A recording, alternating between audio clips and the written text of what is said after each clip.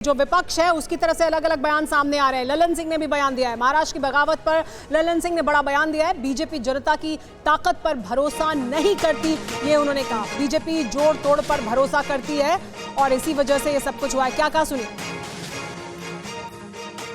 और भारतीय जनता पार्टी जनता की ताकत पर विश्वास नहीं करती है, जोड़ तोड़ पर विश्वास करती है और जनता की ताकत में सब दिन उनको झटका ही लगेगा। समीर चौगांवकर जी, ये क्या बड़ा आरोप बीजेपी पर बार बार लगाएगा? विपक्ष की तोड़फोड़ करने में विश्वास रखते हैं, जनता की ताकत पर विश्वास नहीं। देखिए, ललन सिंह आज बयान दे रहे हैं। ललन सिंह ये भूल गए कि जब बिहार विधानसभा चुनाव हुए थे तो भारतीय जनता पार्टी को जेडीयू से ज़्यादा सीटें मिली थी। उसके बाद भी नीतीश कुमार को मुख्यमंत्री बनाया, तो जनता का समर्थन तो भारतीय जनता पार्टी के साथ था। जनता की ताकत तो भारतीय जनता पार्टी के साथ थी बिहार में। उसके बाद भी बिहार में भारतीय जनता पार्टी ने नीतीश कुमार को मुख्यमंत्री बनाया। तो ऐसा नहीं कि भारतीय जनता पार्टी अपने सहयोगी दलों को साथ में लेके नहीं चलती। भारतीय जनता पार्टी को दो लोकसभा चुनाव में 2014 हो या 2019 हो, दोनों में स्पष्ट बहुमत मिला। उसके बाद भी उसे शिवसेना को सरकार में लिया, उसके बाद भी उसने अकाली दल को अपने मंत्रिमंडल में मोदी जी ने लिया। तो भारतीय जनता पार्टी तो हमेशा सहयोगी दलों को साथ में लेके चलती है। यह सहयोगी दल ही जो सत्ता के लालच में भारतीय जनता पार्टी विक्रम सिंह यादव की प्रतिक्रिया ले लेते हैं। विक्रम सिंह यादव जी, आपने सुना, कह रहे हैं समीर चौगांवकर कि बीजेपी तो साथ में लेकर चलती है, लेकिन सहयोगी दल सत्ता के लालच में अलग होने की बात करते हैं या सत्ता और ज्यादा हथियाने की बात करते हैं। क्या यही हुआ शिवसेना के साथ भी? नहीं, कहाँ सवेरे जी, कहाँ आप इनके जितने सहयोगी दल थे आज कहाँ हैं? आप देखिए पासवान जी की पार्टी का क्या हाल है, अकाली दल का क्या हाल है, कौन है इनके साथ? ये सिर्फ अपने सहयोगी दलों को खत्म करती है बीजेपी। और ये जो आज जो बात कर रहे हैं कि भाई विपक्ष नहीं है, आज राज्यों में विपक्ष सब जगह सारे राज्य मजबूत हैं। बस ये कि विपक्ष का एक चेहरा कौन बनता है उसके ऊपर बात है। बाकी कहीं पे भी राज्यों में बीजेपी अपना भरोसा खो चुकी है और कहीं नहीं टिकती है। अब वो तोड़फोड़ में भरोसा करती है, वो तोड़फोड़ की राजनीति कर रही है। अगर 2024 की हम बात कर रहे हैं तो किरण, बड़ा सवाल ये है कि मराठा वोट बैंक का क्या होगा? शरद पवार कह रहे हैं वो जनता के बीच जाएंगे, तो मराठा वोट बैंक क्या उनके साथ अभी भी खड़ा रहेगा? किरण, देखिए, वोट बैंक शरद पवार जी के साथ है, शरद पवार जी के साथ है। और ये जो लोग जितने भी जा रहे हैं ना, ये प्रणय जी ने सही कहा, सब 60 के ऊपर हैं। इनके सब के ऊपर ईडी की इंक्वायरी चल रही है। ये कोई जेल में नहीं जाना चाहता। ये सब सोच रहे कि राजनीति जाए भाड़ में, अपने आप को बचा लो। बस इनकी अब ये है। इसीलिए समझते हैं ना वोट बैंक का क्या होगा। अगर अपने आप को बचाने के लिए गए तो मराठा वोट बैंक भी क्या साथ ले जाएंगे? किरण, मराठा वोट बैंक शरद पवार की उनकी पार्टी है, उनको मिलेंगे। इनका क्या, ये उन्होंने पहले भी ऐसा उनको कई बार ऐसे लोगों ने झटके दिए, लेकिन उभर के आए। विक्रम जी, यही दावा तो शिवसेना भी कर रही है कि उन्हें उनका वोट बैंक मिल जाएगा, लेकिन 2024 में देखा जाएगा क्या होगा। सर रुक जाइए, सुन ले, आपका दावा है कि मिलेगा।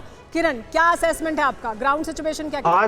आज जो हालत उद्धव ठाकरे की है वही शरद पवार की भी होने वाली है। वो अकेले कुछ नहीं कर पाएंगे, उनके साथ में आज कोई टीम खड़ी नहीं है।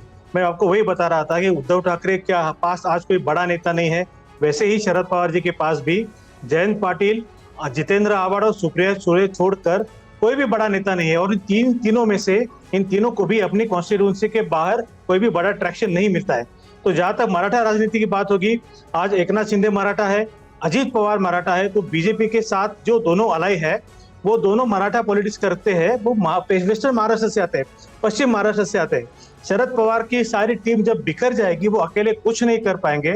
और बार बार ये जो जिक्र होता है कि वो बारिश में भीग के उन्होंने सारा इलेक्शन का माहौल बदल दिया था, पूरी तरह से गलत बात है।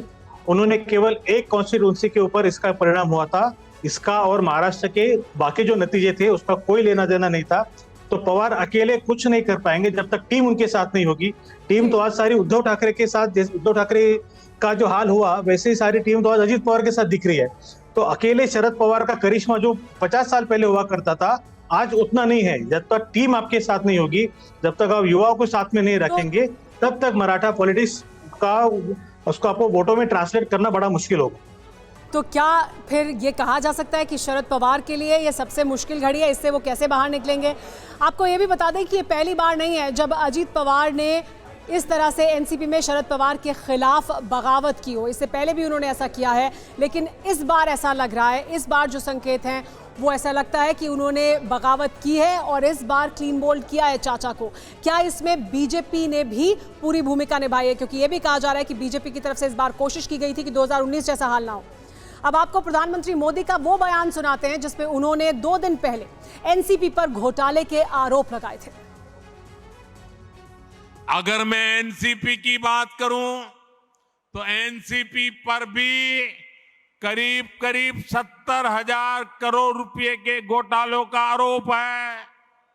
महाराष्ट्र स्टेट कोऑपरेटिव बैंक घोटाला, महाराष्ट्र सिंचाई घोटाला, अवैध खनन घोटाला, इनकी लिस्ट भी बहुत लंबी है। इन पार्टियों के घोटालों का मीटर कभी डाउन ही नहीं होता। इसी बयान का जिक्र किया आज शरद पवार ने अपनी प्रेस कॉन्फ्रेंस में। लेकिन आइए अब आपको हम एक ऐसी चीज भी दिखा रहे हैं। देखिए, ये देखिए, एक वॉशिंग मशीन आपको दिखा रहे हैं जिसका महाराष्ट्र की राजनीति में आने वाले दिनों में जबरदस्त चर्चा में ये रहने वाली है। ये वॉशिंग मशीन राजनीति के केंद्र में आने वाली है। इस वॉशिंग मशीन का इस्तेमाल घरों में कपड़े धोने के लिए होता है, लेकिन महाराष्ट्र की राजनीति में इसका इस्तेमाल घोटाले के आरोपों को धोने के लिए हो रहा है। ऐसा पक्ष विपक्ष के लोग कह रहे हैं। अजित पवार और छगन भुजबल जैसे लोग जिन पर घोटाले के आरोप हैं, आज वो बीजेपी सरकार में मंत्री हैं। खुद शरद पवार ने आज कहा कि जिस एनसीपी पर प्रधानमंत्री भ्रष्टाचार के आरोप लगा रहे थे, आज उसी एनसीपी के लोग मंत्री बने हैं। जैसे जैसे 2024 का समय नजदीक आएगा, वॉशिंग मशीन से आरोप धुलने के सियासी जुमले आपको खूब सुनने को मिलेंगे।